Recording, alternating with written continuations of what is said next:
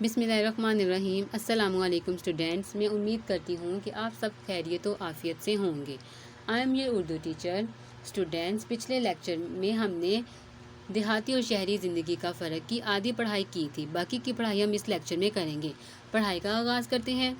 ماموں جان، دیہات کے زیادہ تر لوگ کھیتی باڑی کرتے ہیں، کچھ لوگ ملازمت بھی کرتے ہیں مگر ان کی تعداد بہت کم ہے۔ حسن، آپ کھیتی باڑی کا کام کیسے کرتے ہیں؟ ماموں جان، پہلے کھیتی باڑی کا سارا کام بیلوں سے لیا جاتا تھا۔ بیلوں کی مدد سے کھیتوں میں ہل چلاتے، کنواں سے پانی نکالتے، گندم کی گہائی کرتے یعنی گندم کی فصل لگاتے، مگر اب ان کی جگہ مشینیں اور آلات آ گئے ہیں۔ اب ٹریکٹر اور ان سے چلنے والی زرعی مشینری نے کھیتی باڑی کے کام کو بہت آسان اور تیز کر دیا ہے۔ اسی طرح اب کنواں کہیں نظر نہیں آتا، اس کی جگہ ٹیوب ویل نے لے لی ہے۔ بلال، میں نے تو سنا تھا دیہات میں کچے مکان اور کچی سڑکیں ہوتی ہیں، وہاں بجلی اور فون بھی نہیں ہوتا، مگر یہاں تو ایسا نہیں۔ نانا جان، بلال بیٹے، آج سے کچھ عرصہ پہلے دیہات ایسے ہی تھے جیسے تم بتا رہے ہو۔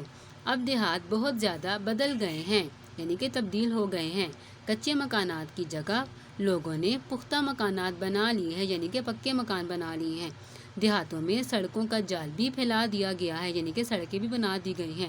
بہت سے دیہات میں بجلی بھی پہنچا دی گئی ہے۔ موبائل فون تو اب ہر گاؤں میں نظر آتا ہے۔ ممانی جان، میں جب لاہور گئی تھی، سبزہ دیکھنے کو ترس گئی تھی۔ ہر طرف مکانات، کاروباری مراکز، دکانیں، کارخانے، سڑکیں اور ان پر دوڑنے والی گاڑیاں ہی گاڑیاں۔ سچ پوچھو تو میرا تو دم ہی نکلنے لگا تھا۔ دم نکلنے لگا یعنی کہ سانس رکنے لگا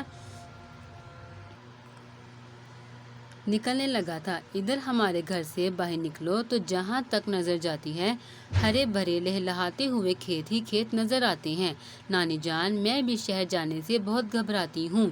سڑکوں پر گاڑیوں کی لمبی لمبی قطاریں دیکھ کر میرا بھی دل گھبرانے لگتا ہے۔ ان کے شور سے میرے تو سر میں درد شروع ہو جاتا ہے۔ دھواں فضا کو اس قدر آلودہ کر دیتا ہے کہ سانس لینا دوبر ہو جاتا ہے۔ دوبر یعنی کہ مشکل۔ میں شہر کے رہنے والوں کو داد دیتی ہوں، داد یعنی کہ شاباش بھائی، بڑا حوصلہ ہے ان لوگوں کا جو اس ماحول میں رہ رہے ہیں۔ احمد کے ابا جان، اصل میں شہروں کی آبادی میں بے تحاشا یعنی کہ بہت زیادہ اضافہ ہوا ہے۔ پہلے دیہات میں 75% لوگ رہتے تھے۔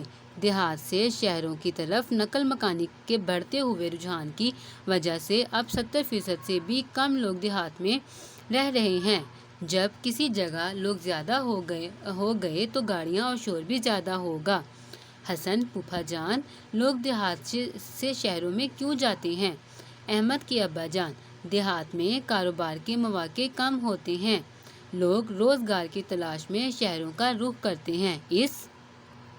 اس کے علاوہ شہروں کے مقابلے میں دیہات میں تعلیم اور صحت کی سہولتیں بھی کم ہیں۔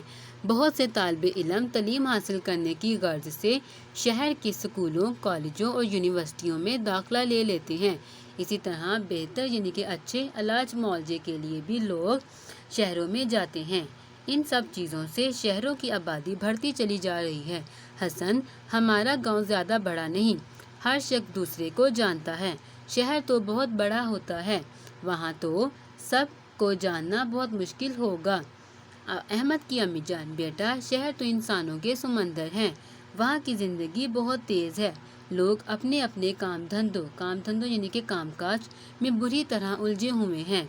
بعض اوقات تو لوگ اپنے ہمسائے تک سے بے خبر ہوتے ہیں۔ حسن، اچھا پھوپھو جان، یہ تو بڑی عجیب بات ہے۔ پتہ ہے پچھلے سال ہماری بہن بیمار ہو گئی تھی، پورا گاؤں اس کے متعلق پوچھنے ہمارے گھر آیا تھا۔ نانا جان بھائی، دیہات کا اپنا رہن سہن ہے اور شہروں کا اپنا۔ دیہات کے اپنے فائدے ہیں اور شہروں کے اپنے۔ دیہات اور شہر دونوں ترقی کریں گے تو ہمارا پیارا وطن بھی ترقی کرے گا۔ حکومت اگر دیہات میں تعلیم اور صحت کی بہتر سہولتیں مہیا کر دیں یعنی کہ بہتر سہولتیں دے دیں، اسی طرح دیہات میں کارخانے لگا دیے جائیں تو کوئی آدمی گاؤں چھوڑ کر شہر کا رخ نہ کرے۔ احمد کے ابا جان، میں آپ کو احسان دانش کی ایک نظم کے آخری 2 شعر سناتا ہوں۔ اس نظم میں انہوں نے دیہات اور اس کے رہنے والے محنتی انسانوں کی بہت تعریف کی ہے۔